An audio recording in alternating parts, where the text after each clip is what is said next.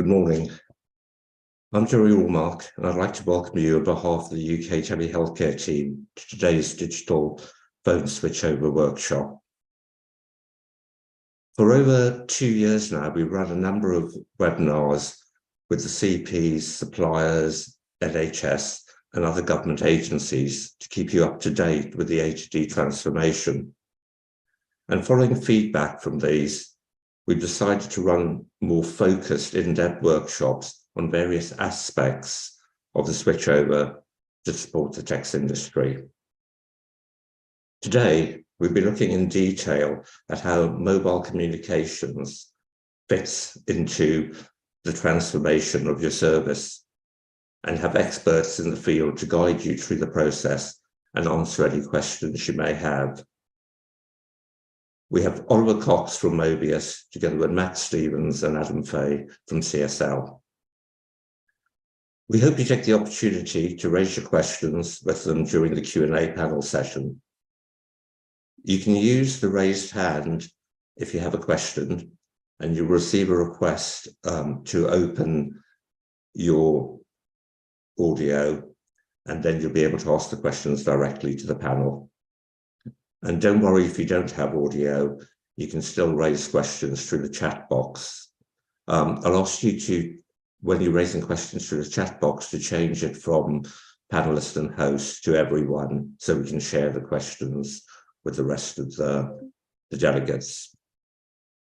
I look forward to your feedback from the session, and now I'd like to hand over to Max, Adam, and Oliver to begin. Thank you. Thanks, Jerry. Good morning, everyone.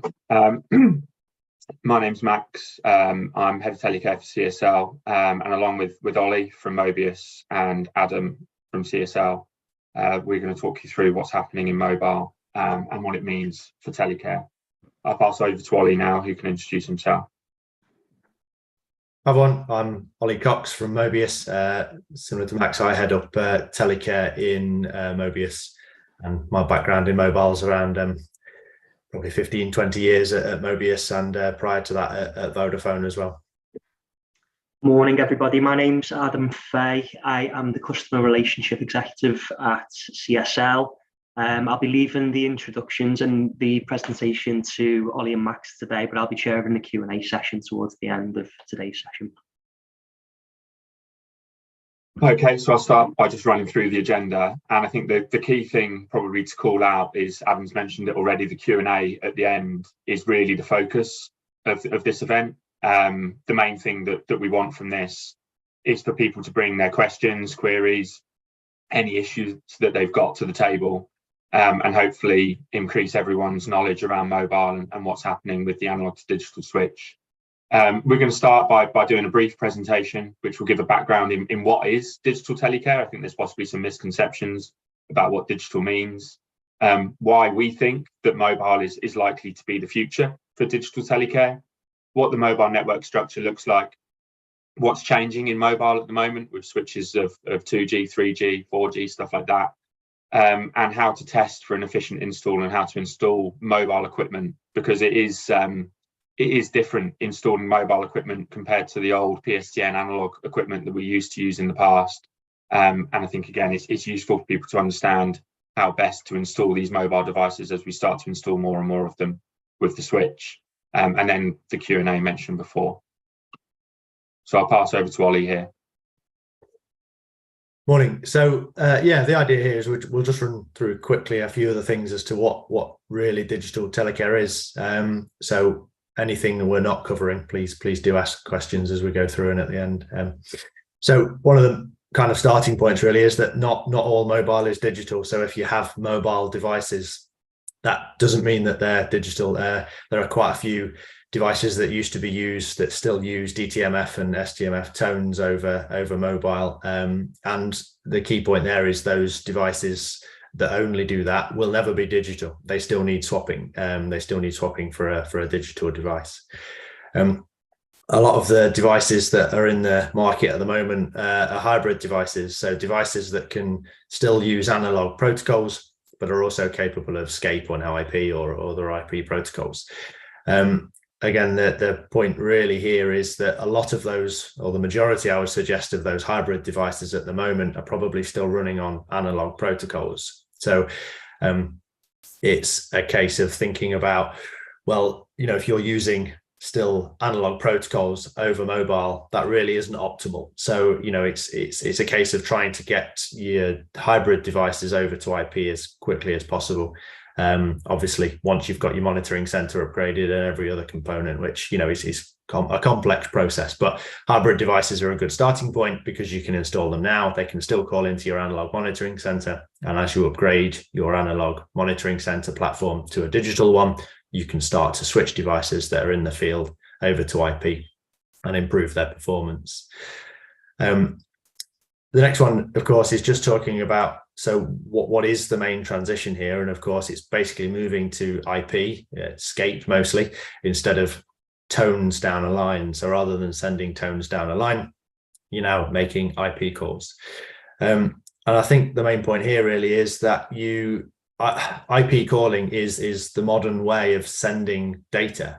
So really, DTMF tone transitions over mobile aren't really a supported technology anymore. They are in very basic form, but really IP is kind of where it's at. And of course, it's not that new. To be honest, in terms of DTMF, what you got to think is, fax machines, dial-up modems, it's that kind of technology. And of course, IP, the internet, people using phones and stuff on IP isn't in any way new. So it's tried and tested. And again, it's the best place to be, because what you're doing is using fixed and mobile networks as they were intended to be used, so that if there is a fault scenario, it can be supported, it can be fixed, it can be rectified. Whereas as we come across issues with anything with DTMF tones and STMF tones, it's harder to fix. We can do our best, we will all do our best to plug the gaps and keep that going, but really we need to be moving as quickly as we can over to IP now.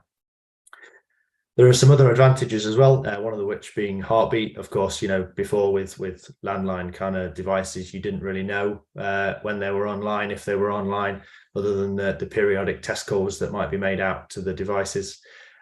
So now having the heartbeats, obviously sometimes it's a case of too much information, but there is a case now where you will know which of your devices are online and offline at any point. It's valuable information, but it can also be overwhelming. We understand that, but it is an improvement in terms of technology gone by. And of course, a lot of those analog devices could have been offline for a day. Nobody would know, until you do your test call. So another benefit is remote access. So if you need to update the programming of the device, you need to change something, there's a firmware version that's better and irons out some bugs, nobody has to revisit the device. They don't have to go back to site, they don't have to change any of those things. It can be done remotely.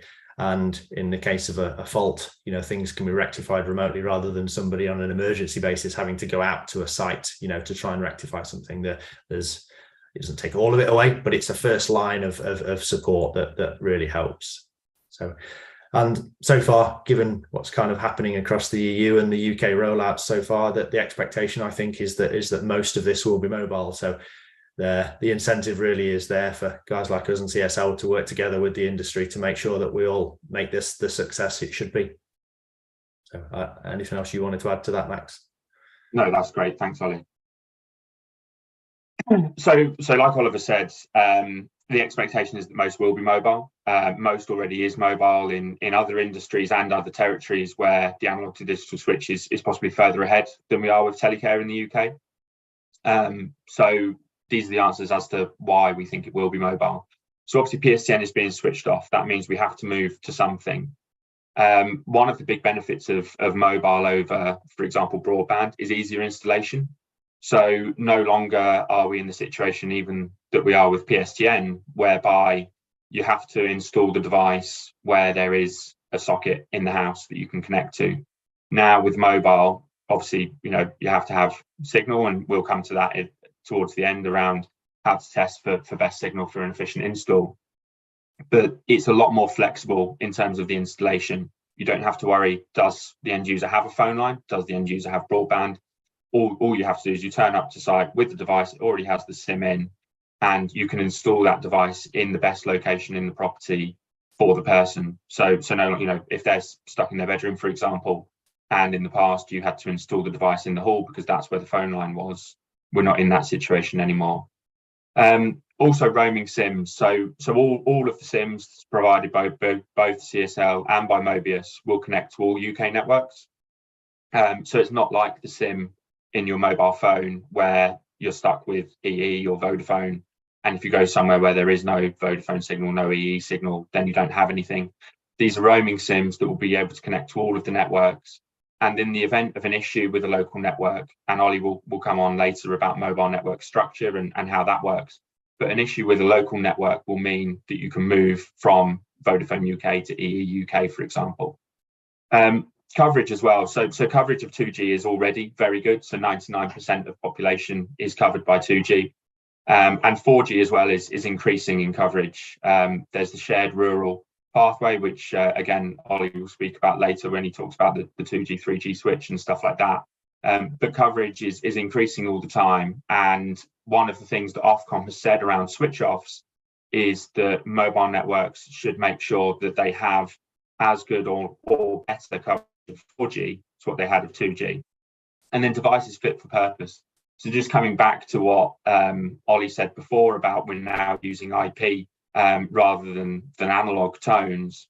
Analog tones over digital infrastructure has increasing failure rates already. So we're still 30 months away from the 2025 December 2025 end date, but we're already seeing an increase in DTMF and STMF failures because devices are trying to use analog protocols over increasingly digital infrastructure.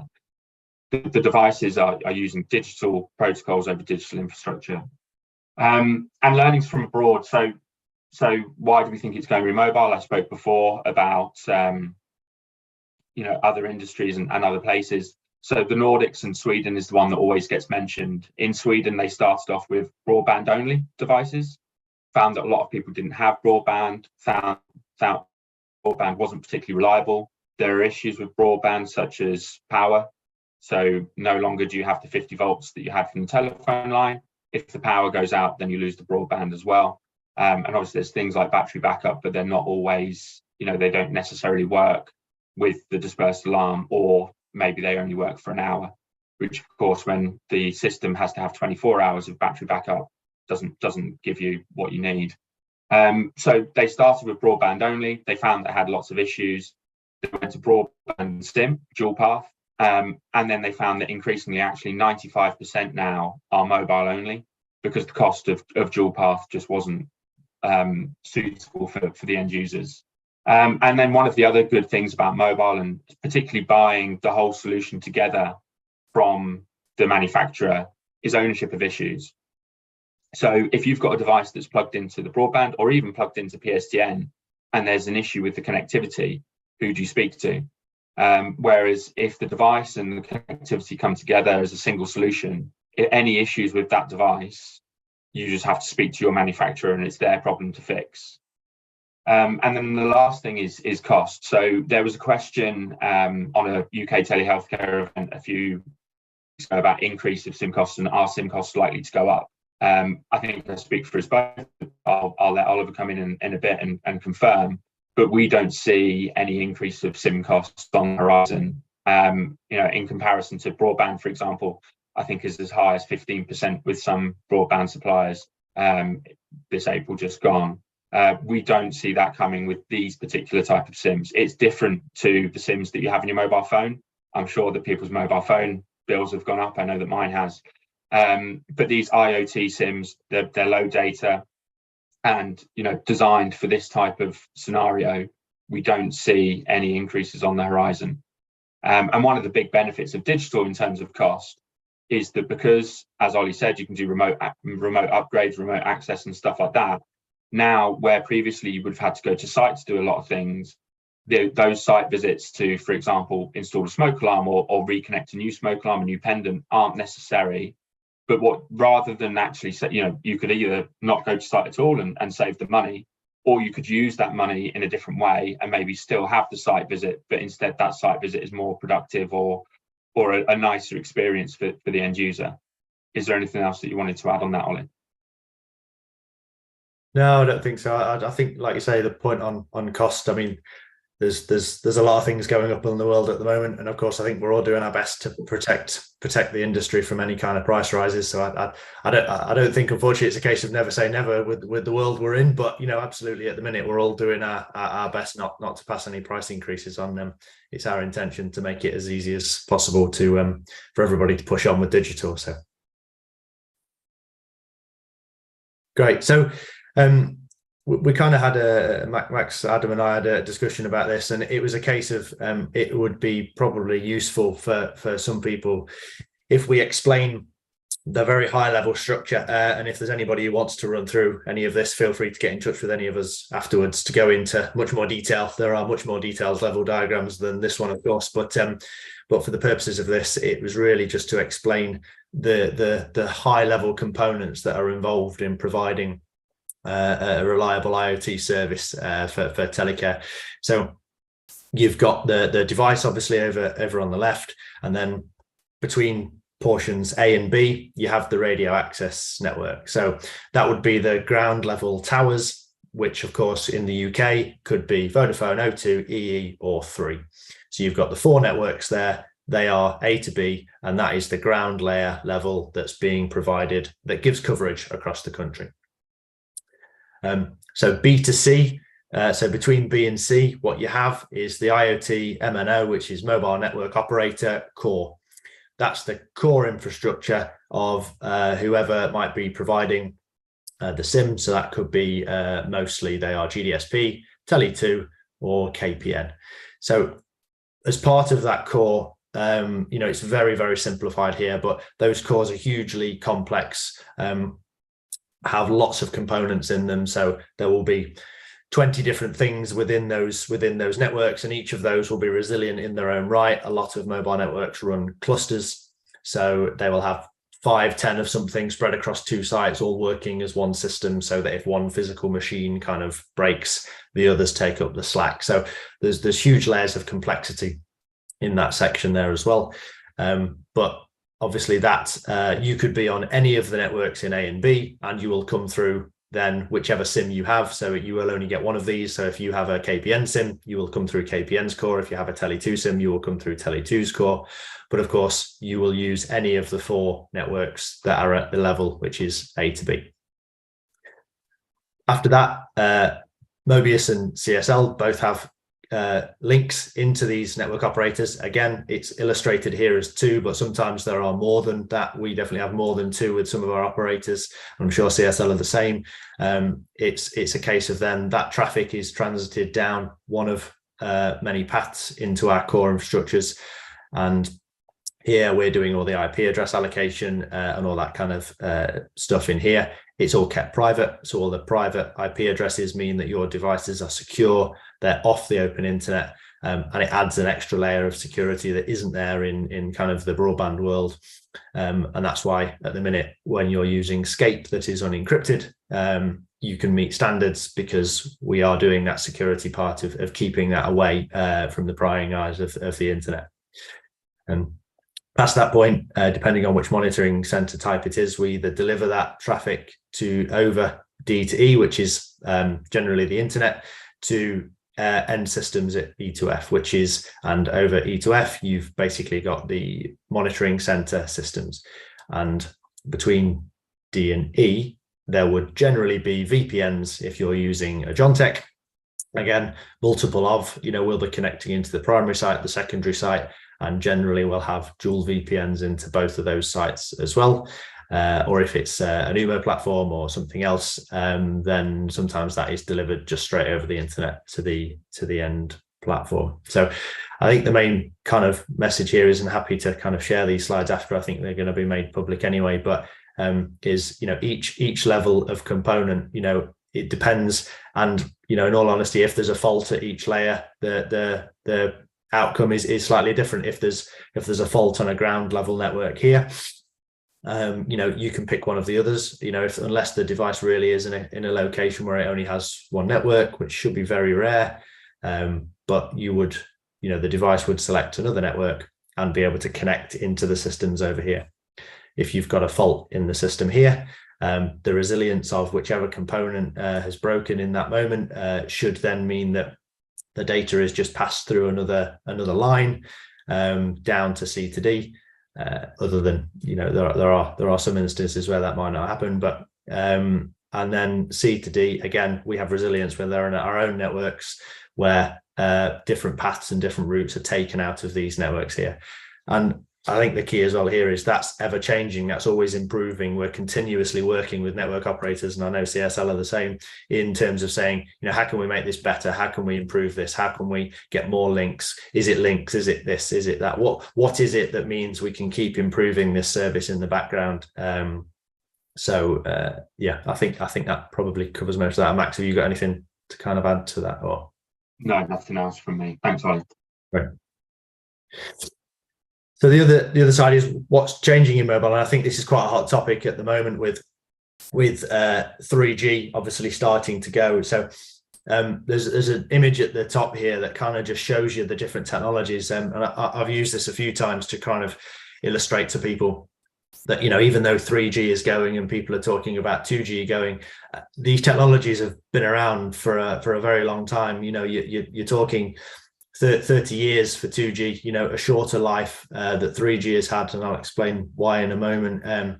And of course, 4G coming around in sort of 2013, I think it was, meaning that it's got a good life to run yet. So we would expect that 2G is going to be around for some time. What will happen in the meantime, though, is that the networks will start to refarm some of the frequencies. They've done a bit of that already, and there will be a thinner layer of 2G, not in terms of necessarily coverage, but in terms of bandwidth, which we would hope doesn't impact telecare too much because the bandwidth requirement is pretty low anyway.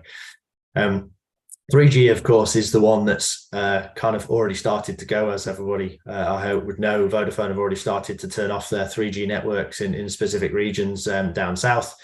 From their point of view, it's gone very well in terms of the fact they've had very little kickback from it. So I think they are accelerating their plan to turn off different regions now. I think they're kind of doing the Kent region next, I believe. But you've got other networks, like O2 and EE, that will have 3G networks that little bit longer.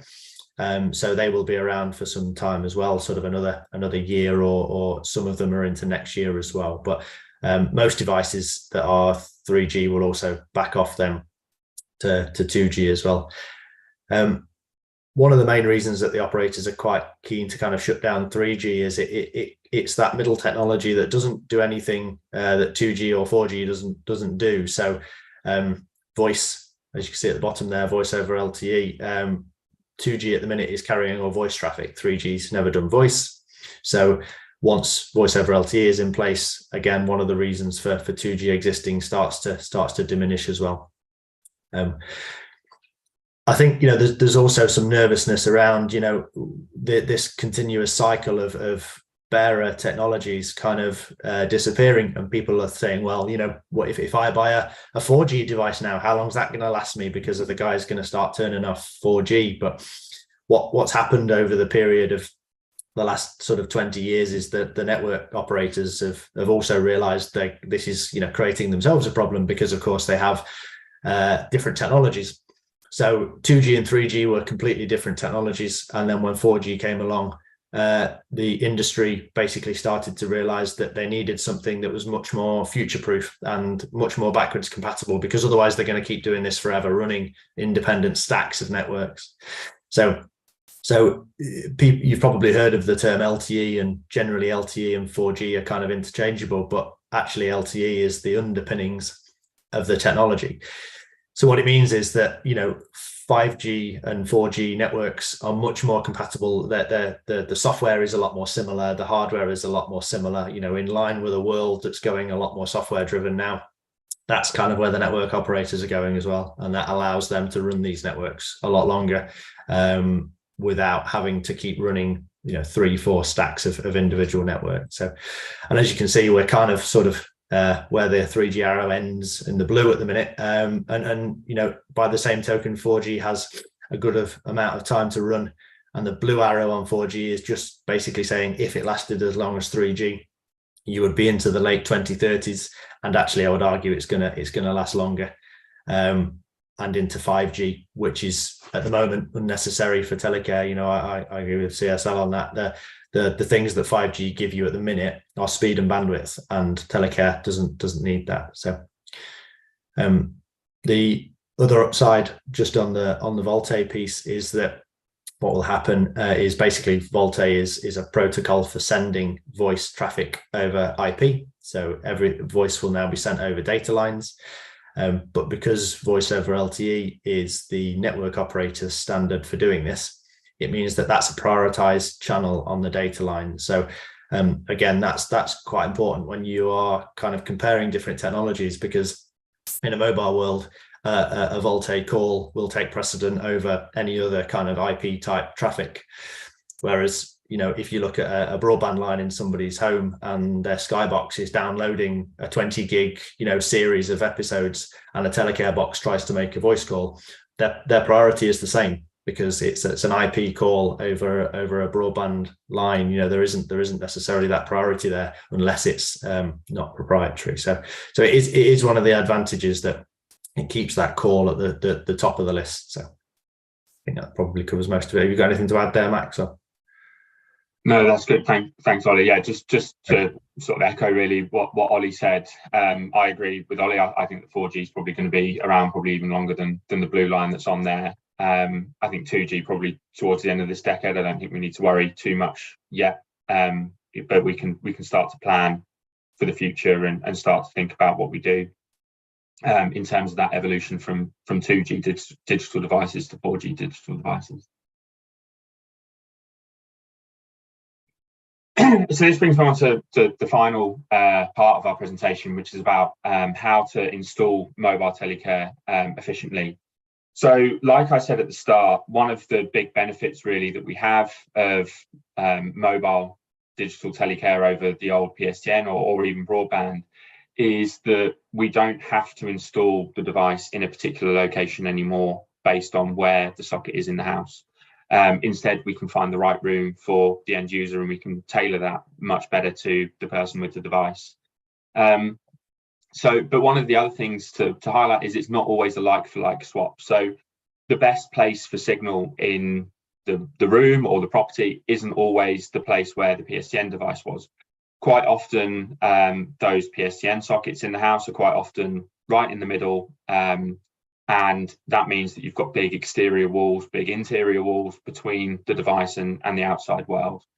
And so that's not the best location for a mobile signal. I'll come on to that in a second, because these are not in the right order that I thought they were in. So the good thing is a roaming SIM means that most locations should get a signal, and therefore the most important thing is the installation and the quality of the installation. So going back to not always a like-for-like swap, exterior walls are better than interior walls for an installation. So the less walls that you have between you and the outside world, the better that your signal is going to be. Windows are even better again, because obviously they're thinner. And it says here about floors. So upstairs is better than downstairs. Again, obviously that depends on where the end user is situated. If they spend all of their time downstairs, then what you don't want to be doing is installing the device upstairs. But again, you've got that flexibility that you didn't necessarily have before. Two things that can cause issues with installations are metal and electrical.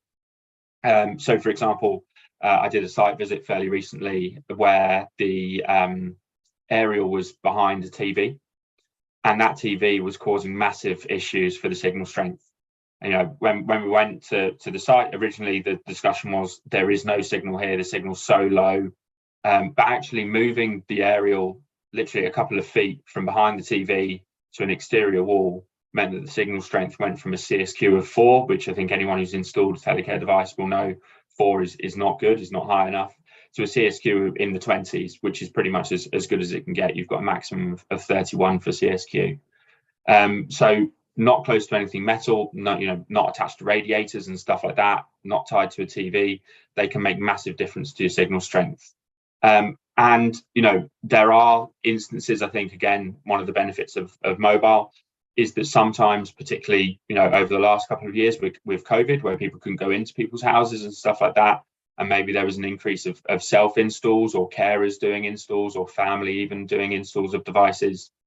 This is all guidance that can be passed on to whoever is doing the install about what's best to do. I know that we would offer site visits, and I'm pretty sure that Ollie's the same.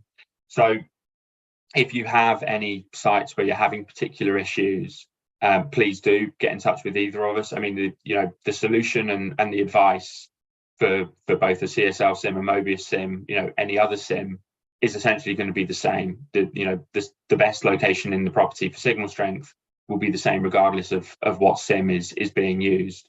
And yeah, we're more than happy to attend problem sites and look at issues and see if we can resolve them. It's very rare, and I think Ollie has got an example where it did actually happen, but it is very rare where there are sites where there is no signal at all. Quite often when people say that there's no signal in a site, they mean there's no signal on their mobile phone. Mobile phones, need to last a long time, and need to last a long time on battery, but also need, to have more processing power than dispersed alarms do and stuff like that. You're not watching much Netflix on your dispersed alarm, and therefore they lose some of the antenna strength as a result. Whereas these devices, particularly, you might have external aerials and stuff like that as well, will get better signal than your mobile phone. But also your mobile phone is attached to one network, whereas the dispersed alarm will have a roaming SIM, which will have access to all networks. Historically, Vodafone and O2 have better signal strength normally in built-up areas, and EE tend to have better signal strength in more rural areas, just because of the timings of when they came along. And Vodafone and O2 at the start, where are most people? They're in cities. Orange and T-Mobile, as it was at the time, come along a little bit later on, and most people in cities have already got phones, but people in more rural areas don't have any signal, so therefore commercially it made more sense for them to start from the outside in. So not always the case, but quite often you will have better signal on those networks in rural areas, and in Vodafone and UK in city areas. But using a roaming SIM means that you've got access to all of the networks. Again, with the site visits, training. So, this is a very sort of brief and high level what mobile is, how to install mobile and stuff like that. But we, and again, I'll let Ollie confirm, but I'm sure Ollie as well, more than happy to go in and speak to installation teams and go to site with them for the first install and stuff like that, and train them on where in the property it tends to be the best location for signal, things to look for and stuff like that. And then so us, CSL, provide a signal analyzer, which can be used to find the best location for an installation within a property. So you can use the signal analyzer to see where the strongest network is, and then also run a survey, which will show you all of the networks available. And I think, different manufacturers might vary and stuff like that, but our recommendation would always be that where you can, have two networks available, which are both of an acceptable CSQ, depending on what the manufacturer recommends from a signal strength level. Is there anything else that you wanted to add to that, Ollie? Yeah, I think you've covered most of it, Max. But I agree with you. It's a case of actually most of the time, and the guidance really is only in those scenarios where the signal is weaker. Most of the country is covered pretty well, and I've been to lots of sites, same as Max, where the signal has been cited as an issue, but sometimes it's perception. Sometimes somebody's looking for a really high signal level, and actually that isn't necessary for a fixed telecare device. You can still make great quality calls and IP traffic over medium to low signals, because the device is in a nice static position and it can pick that up. So yeah, happy to come to sites again, same as Max. But it is a case of most of the time the issues are solvable. Not in every case, but 9 times out of 10 there's something that can be done about that, and again, most of the time it's a relatively simple thing that can be done. So yeah. And so here are mine and Ollie's contact details. If again, these slides will be shared and everything, but if anyone does want any site visits or anything like that, please do feel free to get in touch with either of us. But we'll move on to the Q&A now, and Adam will come back in. So Adam's going to chair the Q&A. I think we did have some questions in advance, and I can see that there's one in the chat box as well. But yeah, Adam, if you want to take over. Thank you very much, Max. So yeah, as was mentioned before, you would have, when you registered for today's event, you would have had the opportunity to ask some questions beforehand. So we've got a few of those set aside now. As Max did mention there, we've got one that's come into the chat. And that question goes ahead and says, what role do you feel narrowband/low power wide area technology has within the tech space? So do you want to go ahead with that one first, and then we'll crack on to the other ones? Yeah. So, I think low power wide area technology does have a role to play. I think it possibly doesn't have a role to play today, in that I don't think the coverage of those networks is necessarily as good as they need to be at the moment. Particularly, we talk about roaming SIMs and access to different networks. In terms of LTE-M, I think there's only O2 available in the UK at the moment, and not necessarily the whole coverage map, although I think they are getting quite close now. I think they've increased that recently, but you're stuck with a single network. Narrowband and NB-IoT I think doesn't have voice capability, which I think presents an issue to us as an industry, because I think we do have a requirement for voice in almost all applications in telecare. Obviously there are some, like activity monitoring and stuff like that, that doesn't have that requirement, but a lot, for example, dispersed alarms will require voice, which NB-IoT doesn't do. So I think of the two, out of NB-IoT and LTE-M, I think it's likely to be LTE-M that probably will have the bigger role to play. But I think it's a future technology. And again, the voice there is VoLTE, which was mentioned by Ollie earlier on. And again, these are probably a few years away from being used in anger probably, and I think we'll need LTE-M to have multiple networks available before we can rely on it for critical applications. Ollie, is there anything you want to add to that? Yeah, it's just worth noting as well that it's where it's useful. I think that's the important part. So things like, I agree, I think narrowband will only play a role in telecare, maybe with passive sensors, where you've got door monitors and stuff, and you're just monitoring generally, and you're looking for patterns at the end because they are low power and you can stick them in and worry about them for 5 years. LTE-M, you're probably going to start seeing it come in maybe trackers and things, because it's got voice, it's got a medium kind of battery life, but again, we're waiting for the technology to come on. There is no real requirement to use any of these technologies in anything that's got 12 volt power from the wall, because generally what they're doing is power constraining technologies, and there are compromises to be made in quality of data and voice. If you have power, you don't really need those technologies. So yeah, thank you very much. There has been another question that's come in as well, and it's just a reminder to everyone on the call, if you do have any existing pain points, any long-standing issues, any mobile specific queries, this really is your opportunity to ask those questions. It's not very often we get together in a space like this, so thank you very much UK Telehealthcare for putting this together. The other question that's come in today, it says, you mentioned about working closely with MNOs.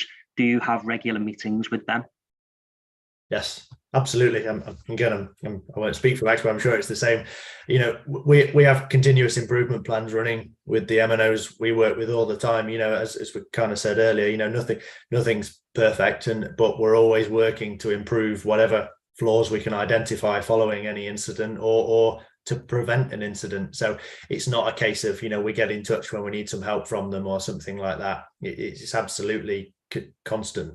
So I would suggest that at an absolute minimum monthly, for us, but it's probably more like weekly, to be honest. Our operations guys are in touch with contacts at different MNOs to do different things. But yeah, and they're willing. They're definitely the guys that I know, and I know some of the guys at Tele2 as well, and they're all very willing. So it's not a case of we're pushing. They are willing participants in this. So. Yeah, the same really. So our support team will have daily contact with the people that they speak to in MNOs. We have smaller weekly meetings with all the MNOs that we work with, and then regular QBRs. So every quarter we'll have a bigger sort of review meeting as well. Okay, thank you very much both. Another question that came in. Are or will your SIMs be dual core? And does dual core capability provide the equivalent to having 2 SIMs within a unit?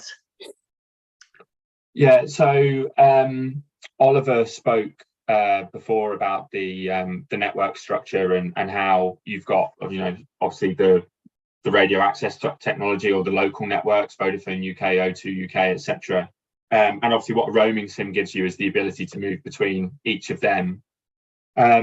But then you go through the core network, and that, I guess, is the sticking point, and that's where in the past as an industry we've seen issues that take down obviously all of the SIMs connected to that core network, regardless of the local network that they're on.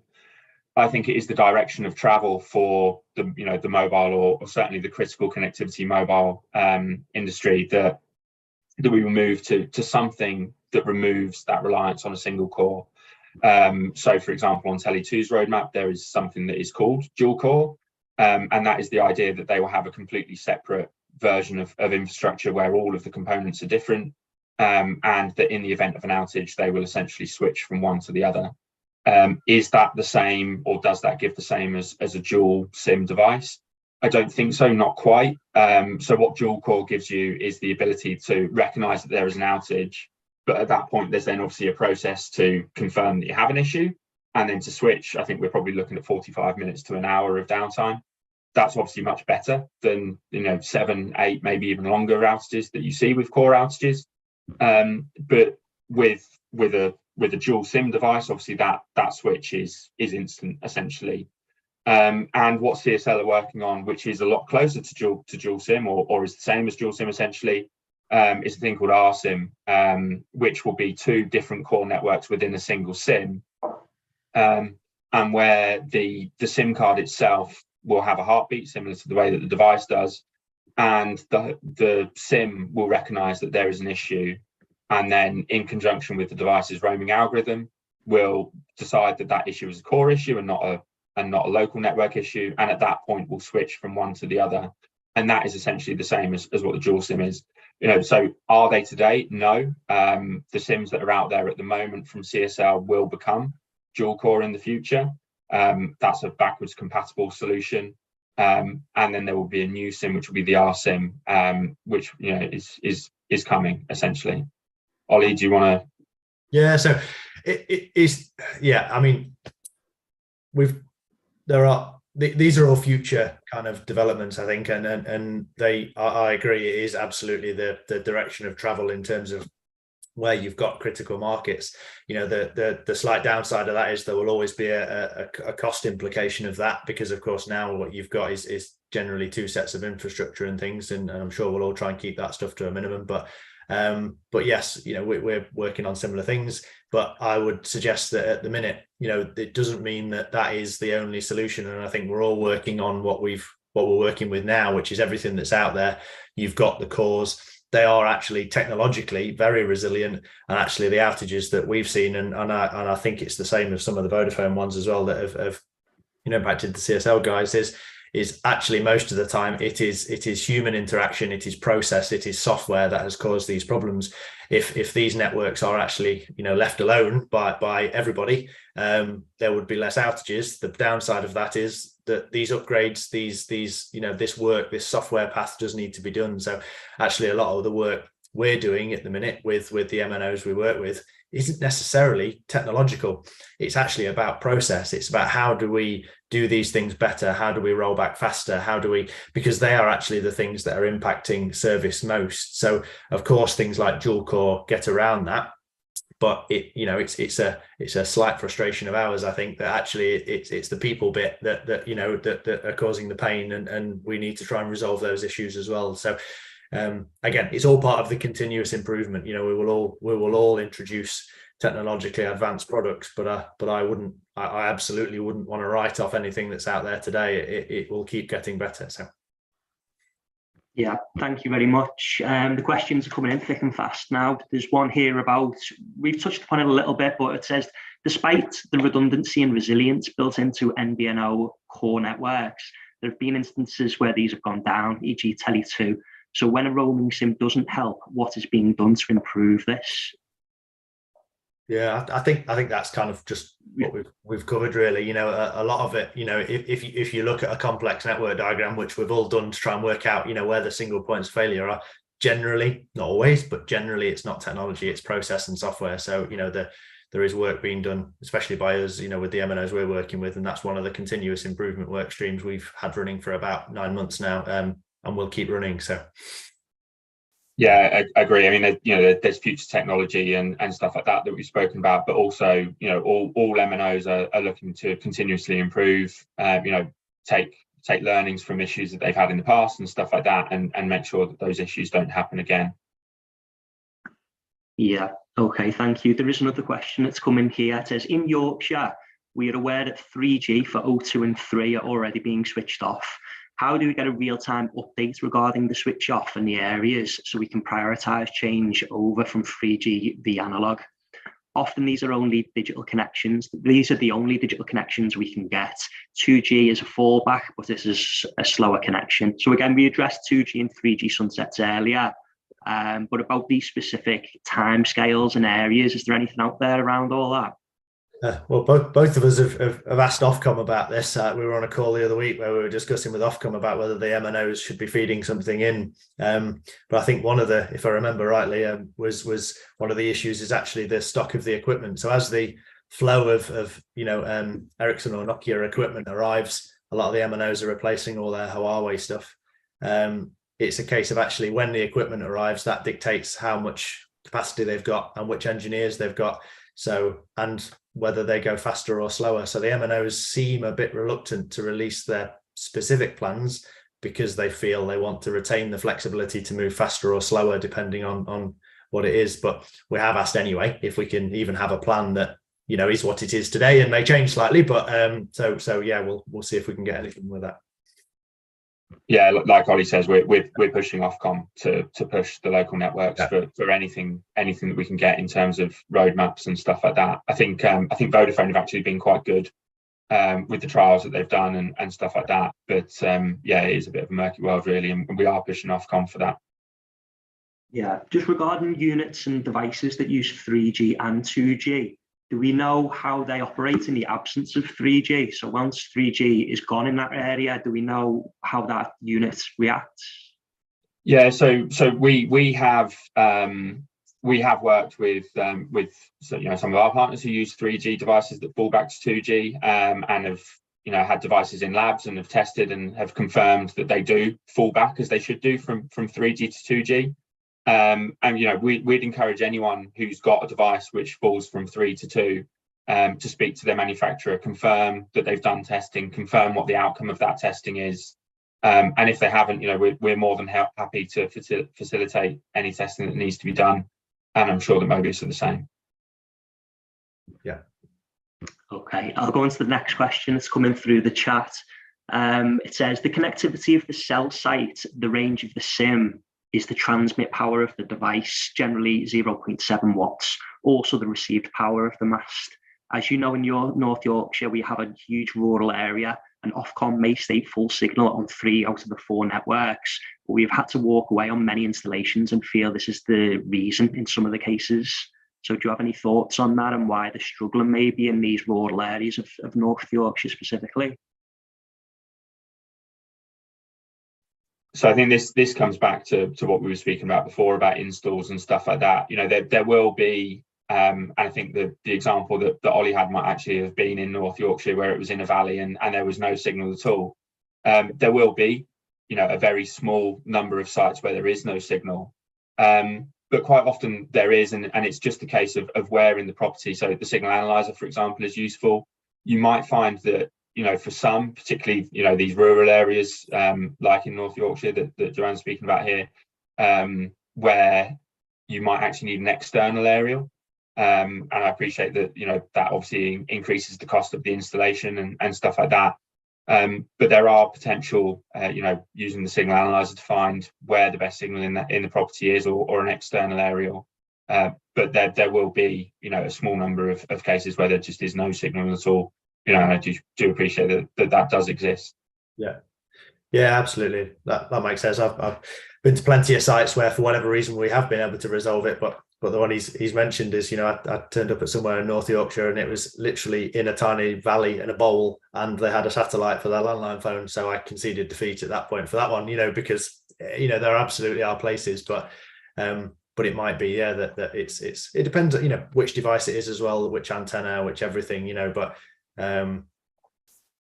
and building type. Sometimes you stand outside the building, you have a great signal, and as soon as you go inside, you don't. So it is a bit case by case, but I think things like that, it's, I don't know which sim or anything it is, Joanna, but it's a case of, take one of us to some sites and we'll try and, either say, you're right, there's nothing we can do, or we'll say, well, actually, look, we've been able to get this to work in this place and that to work in that place, and we'll be as helpful as we can. So. Yeah, the only other thing I'd add, actually, sorry, is it was mentioned before in the 2, 3, 4G and what's changing in mobile is that with the 4G, there is the shared rural initiative, which is increasing the coverage in rural areas. So hopefully, even these rural areas where maybe there isn't as good signal strength as you'd like, that should be increasing over the coming years as well. Okay, thanks both. Next question, what contingencies are in place to mitigate the risk of power failure to a single shared mast in a rural area? Well, for generally, the answer to this from most of the MNOs is if it's a single shared mast in a rural area, it will have power backup, whether that's battery or generator, and some of them are running off diesel generators and things for a good amount of time. It's very hard to get specific detail. I think the MNOs feel it's kind of critical national infrastructure and they don't want to actually release the details by site. But the general rule is, if you've got an area with, say, 5 towers, one of them will have some kind of backup enough to cover the area to a limited capacity during a power outage for a few hours. And it's the same with a lot of the rural ones as well. They know that there is some kind of power backup.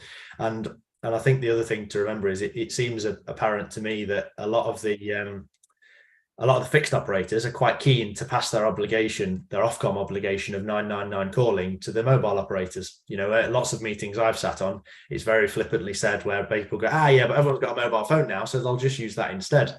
So of course, if that obligation does pass, there will be much more onus even on the MNOs to make sure that they are able to provide that service for an amount of time. And I feel like that's happening. So. Yeah, I'd agree. The only thing I'd add to this, and it's not quite the shared single mast in a rural area, but I know it's been mentioned in the past. I don't think this is necessarily as much of a worry as it was a few months ago when it was everywhere, that there were going to be national blackouts and stuff like that. But Ollie mentioned about critical national infrastructure, and we did get confirmation at the time that mobile networks were treated as critical national infrastructure. And therefore, any sort of planned blackouts that might happen, hopefully don't happen, would not include the mobile networks, and the mobile networks would carry on working in the event of a blackout. Okay, that's reassuring. Thank you very much, both. The next question: what backup solutions do we have when analog systems are switched off? So obviously, we're undertaking this analog to digital migration. The obvious answer would be the move to digital, but have you got anything to add to that? So what solutions do we have when analog systems are switched off? I guess this is probably related to kind of, at the minute, if somebody's got a hybrid device, it's going to back off to analog, but even then, on analog on half of the networks, it's not going to work very well. So I mean, my view, and it might actually be an industry change, but my view is that at that point the device, if it can't make an IP call for whatever reason, should just make a telephone call, a standard, basic telephone call to the monitoring center.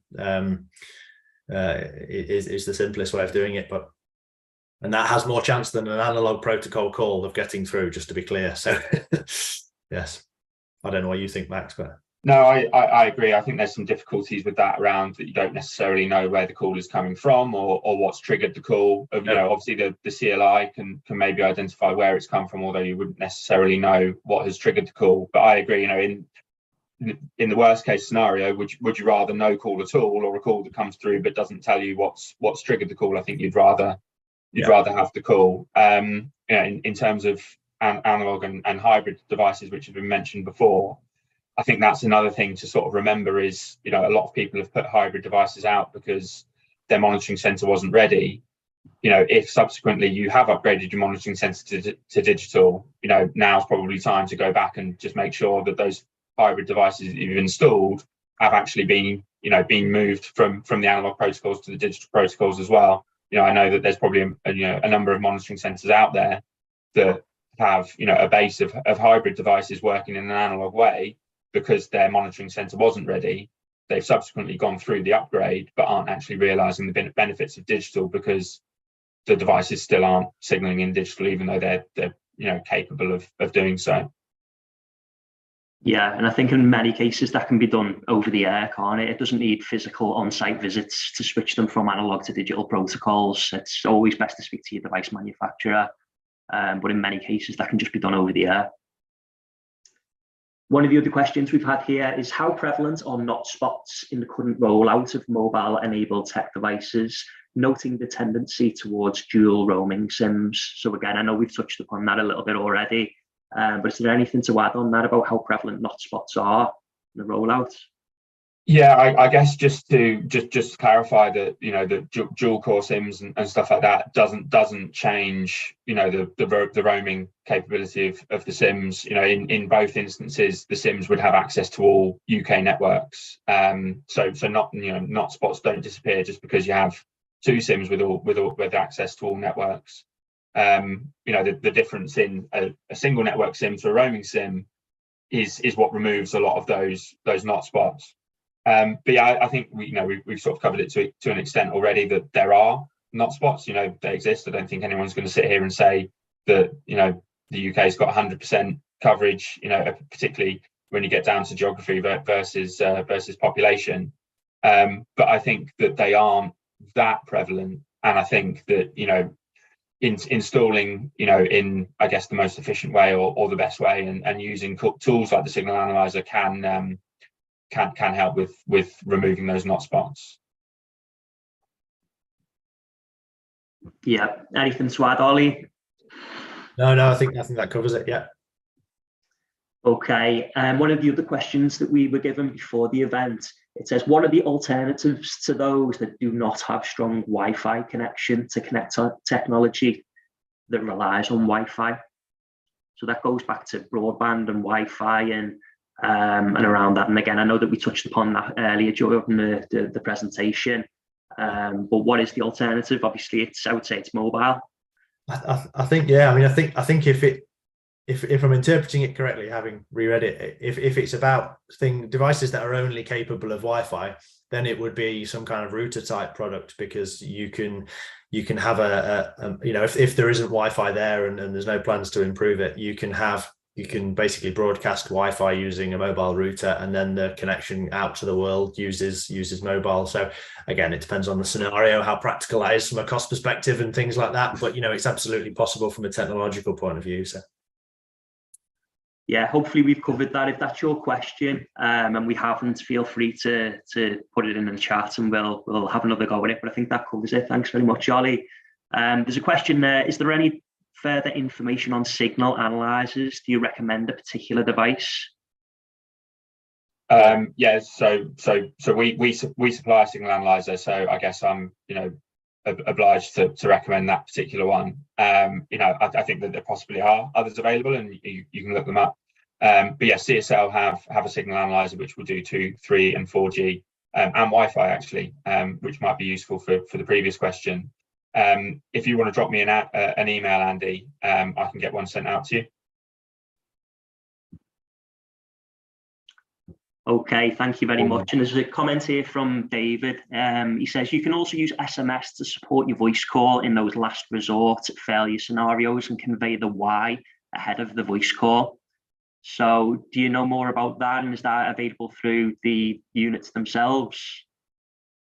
Yeah, I think that would likely be a device dependent thing, but I think that's a good solution to the issue where, if you're falling back to just voice only and you don't necessarily have the information coming through, IP or tones or whatever the signaling protocol is, then using SMS as a support for the voice call, I think that's a good idea.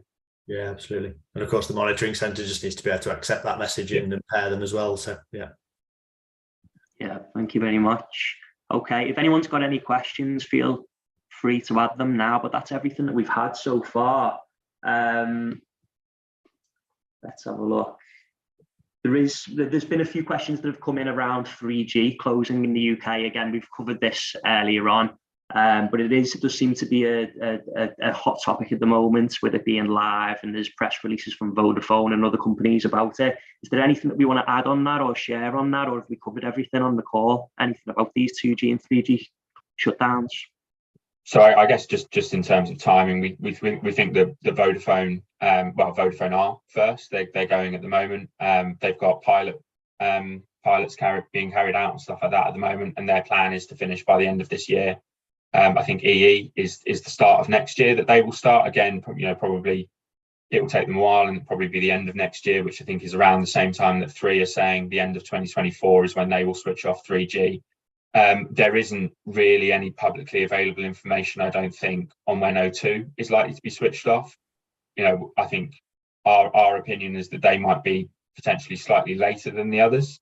But yeah, there's nothing publicly available from O2 at the moment. I don't know whether, Ollie, if you've got any further information. No, not at the moment. As far as I know, O2 haven't released anything either. But I think the message is still act now, though, rather than wait until the last minute. Just bear it in mind with devices and things that you're looking at and things like that. That is coming. So. Okay, thank you very much. So we've gone through all the questions. As always, if you do have any additional queries or questions, do feel free to get in contact ourselves or Ollie if you've got any questions. We'll be more than happy to address them. As was mentioned earlier on the call, we do carry out site visits, so if that's necessary, and we'll be more than happy to get out there, meet your installation teams, and go through any existing pain points or problems that they have. Okay, thank you very much. Thank you. Thank you, Adam. Just one question from me before we start to wrap up.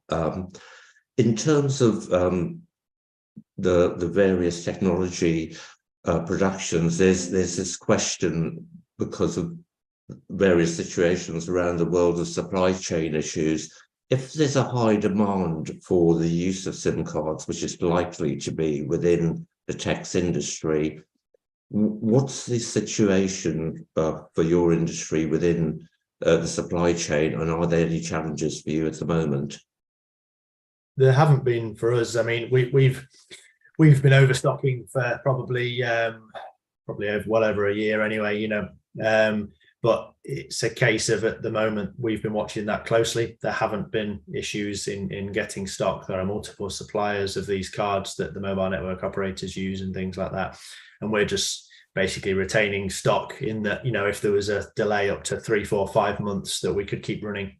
Actually, I think most of the impact we've had has been indirect. Our customers who've not been able to make a product or something like that for whatever reason. So it's been indirectly impacted us, but not directly so much. But yeah, we're the same. Agree with Ollie.